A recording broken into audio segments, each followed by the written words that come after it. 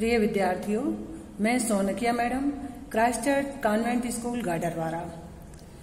मैं आज आपको संस्कृत में चतुर्था पाठा सुभाषितानि समझाने जा रही हूँ। देखिए, मैं आपको सिर्फ इसका हिंदी अनुवाद करके बता रही हूँ। आपको मिलाना है। मैं वाक्य भाई वाक्य पूरा बताते जा रही हूँ, वाक्य भाई वाक्य बता रही हूँ। अब देखिए, पहले जो ऊपर लिखा है सुभाषितम इत्यस्य अर्थसु, यहां से मिलाइएगा। सुभाषितम का अर्थ है सुंदर कथन, सम्यक बोल सुभाषित होता है। विचार कर अच्छा बोलना एवं अच्छा प्रतीत होना सुभाषित कहलाता है। महापुरुषों के अनुभव जो छंदोबद्ध श्लोक रूप में प्रस्तुत किए जाते हैं सुभाषित कहलाते हैं। वैसे ही कुछ सुभाषित यहाँ दिए हैं। अब आपको पहला पद्यांश सज्जन प्रशंसा, इसके शब्दार्थ दिए हैं, आप स्वयं पढ़ेंगे, श्लोक स्वयं पढ़ेंगे, इसका अर्थ समझिए। गंगा पाप को दूर करती है, चंद्रमा ताप को दूर करता है और कल्प वृक्ष दीनता को दूर करता है, किंतु संत महानुभाव पाप, ताप और दीनता तीनों को दूर कर देते हैं। अब आप समझिए दूसरा पद्यांश, इसमें दिया है दान प्रशंसा, इसका समझिए। शब्दार्थ आप स्वयं करेंगे। दूसरा समझिए, दान देने से प्राणी बस में हो जाते हैं। दान से शत्रु भाव नष्ट हो जाता है। दान से पराये भी अपने बंधु बन जाते हैं। दान से हर प्रकार की विपत्तियां और बुरी आदतें नष्ट हो जाती हैं। अब आप समझेंगे तीसरा पद्यांश।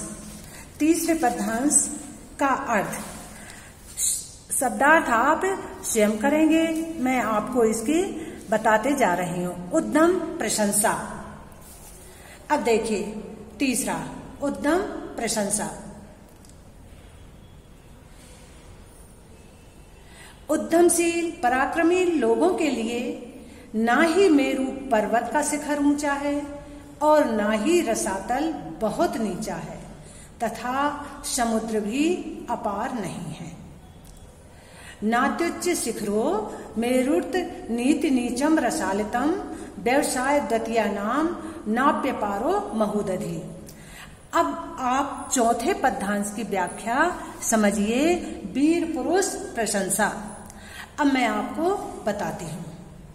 वीर पुरुष प्रशंसा विनाप्यर ठे वीरा। यहाँ से वीर पुरुष धन से रहित होने पर भी बहुत सम्मान और उन्नति को प्राप्त कर लेता है, किंतु कृपण व्यक्ति धन से संपन्न होने पर भी पराजय को प्राप्त करता है। गुणों के समुदाय को प्राप्त कराने वाली सिंह की छवि स्वर्ण की माला धारण करा देने से कुत्ता प्राप्त नहीं कर सकता है।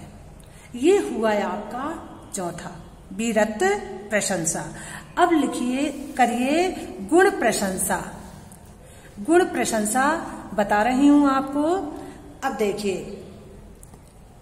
गुणा कुर्वंती वाला, बहुत दूर निवास करने वाले सज्जन लोगों के गुण ही दूत का कार्य कर देते हैं।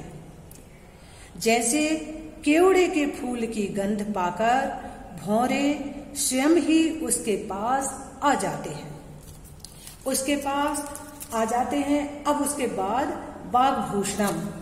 बाघभूषणम का देखिए, अब मैं बताती हूं इसका। बाघभूषणम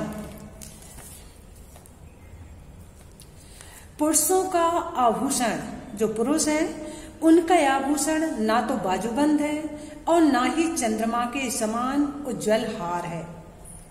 ना तो स्नान है उनका आभूषण और ना ही चंदन और ना ही उपटन और ना ही बालों में पुष्प आदि अलंकार उन्हें सुशोभित करते हैं। एक संस्कारमयी वाणी ही मनुष्य को शोभा संपन्न बनाती है। भूषण आदि तो निरंतर नष्ट होते हैं, पर वाणी रूपी आभूषण कभी नष्ट नहीं होता, यही वास्तविक आभूषण होता है। अब देखिए इसके बाद क्षमा वाला देखिए। अब इसको क्षमा शास्त्रम करे यस्य दुर्जना किम करिष्यति आत्रणे पतितो वरे स्वयमेवो पशाम्यति। इसका अर्थ समझिए, जिसके हाथ में क्षमा रूपी शस्त्र है उसका दुर्जन व्यक्ति क्या बिगाड़ सकता है। अर्थात क्षमावान व्यक्ति दुष्टों को क्षमा कर देते हैं, उसे घास आदि से रहित स्थान पर गिरने वाली अग्नि अपने आप शांत हो जाती है। अर्थात सज्जनों पर भी दुष्टों का कृत्य निष्फल हो जाता है। आया समझ में? जिसके हाथ में क्षमा रूपी शस्त्र है उसका दुर्जन व्यक्ति कुछ भी नहीं बिगाड़ सकता। दुर्जन व्यक्ति को सज्जन व्यक्ति क्षमा कर देता है। यह ठीक उसी प्रकार है जिस तरह जहां घास नहीं होती वहां अग्नि गिर जाती है, तो वहां अग्नि गिर के भी शांत हो जाती है। आगे का देखिए, ये दिया है मित्र स्वरूपम। अब मित्र स्वरूपम का देखिए, मित्र प्रीति रूपी रसायन है जो नेत्रों एवं चित्त को आनंदित करता है, किंतु जो मित्र सुख दुख में भी मित्र के साथ रहे ऐसा मित्र दुर्लभ है। दूसरे प्रकार के मित्र वे हैं जो संपन्नता के समय कुछ पाने की इच्छा वाले, यानी धन चाहने की कामना करते हैं। ऐसे मित्र विपत्ति पड़ने पर सिद्ध नहीं होते, यानी साथ नहीं देते।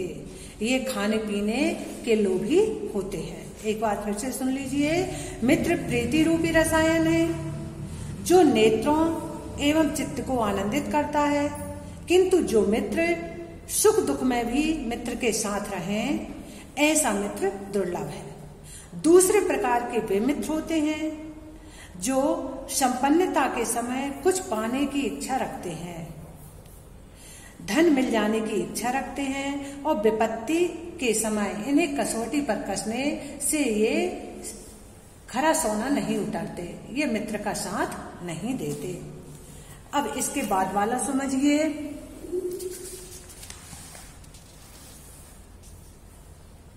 स्वभाव महिमा।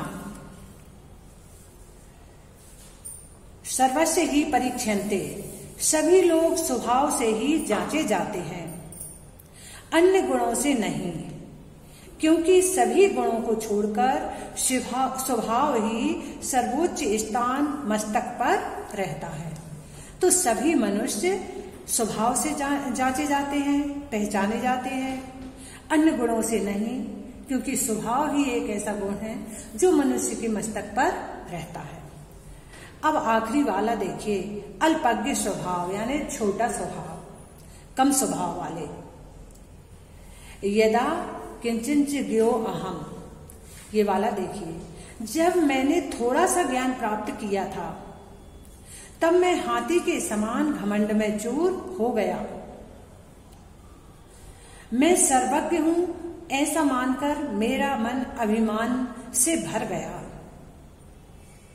जब धीरे धीरे मैं विद्वान लोगों के संपर्क में गया तब मैं मूर्ख हूं ऐसा मैंने जाना। तब मेरा मद रूपी ज्वर दूर हो गया। ये बहुत अच्छा है, एक बार और समझिए इसको आप। इससे हमें बहुत अच्छी शिक्षा मिलती है कि अपने आप को कभी विद्वान नहीं समझना चाहिए। जब मैंने थोड़ा सा ज्ञान प्राप्त कर लिया तब मैं हाथी के समान घमंड में चूर हो गया कि मैं ही सर्वज्ञ हूं और मैं अभिमान से भर गया। लेकिन जब मैं विद्वानों के संपर्क में गया तब मैं मूर्ख हूं मुझे ऐसा ज्ञात हुआ और मेरा मद रूपी ज्वर धीरे धीरे दूर हो गया। तो बेटा आज हमने आपको पूरे श्लोक समझा दिए हैं। यदि आपको जो भी समझ में नहीं आता आप वीडियो खोल करके देख सकते हैं। धन्यवाद।